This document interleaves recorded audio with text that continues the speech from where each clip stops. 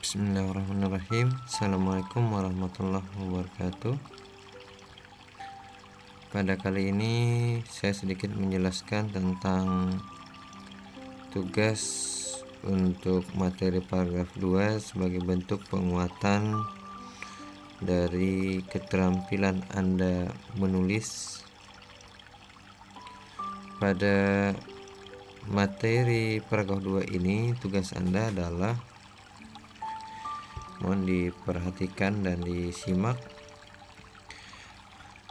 Pada bagian ini saya menyediakan tag ini sebagai bentuk ilustrasi yang berwarna merah. Pada poin A ini pahami teks paragraf yang ada di kolom 2. Ini artinya yang ada di kolom 2. Kemudian setelah Anda memahaminya, tentukan teks tersebut berdasarkan ide pokok, tujuan dan isi, dan pola pengembangan yang disertai alasan.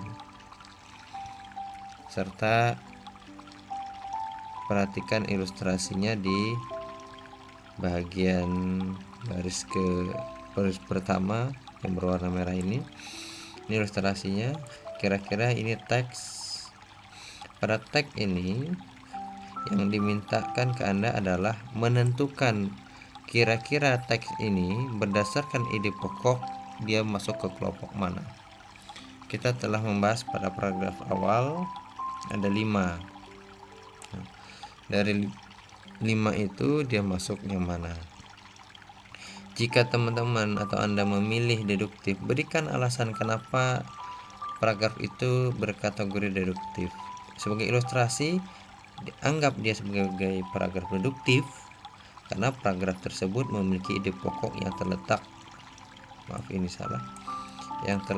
di bagian awal paragraf, yaitu Anda boleh mengembangkan ini, sementara kalimat yang lain sebagai penjelas, kira-kira begitu. Ini buktinya, ini yang sebagai bentuk pengembangannya. Kemudian berdasarkan tujuan dan isi, kita katakan ini sebagai paragraf argumentatif. Kenapa dikatakan paragraf argumentatif?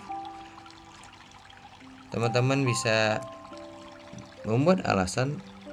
Sebagai contoh, barangkali ini. Kemudian berdasarkan pola pengembangannya, paragraf ini tergolong kausalitas. Apa itu kausalitas? Yaitu paragraf yang dikembangkan berdasarkan sebab akibat atau akibat sebab. Kenapa dikategorikan seperti itu? Teman-teman atau Anda harus memberikan alasan. Sebagai ilustrasi barangkali seperti ini.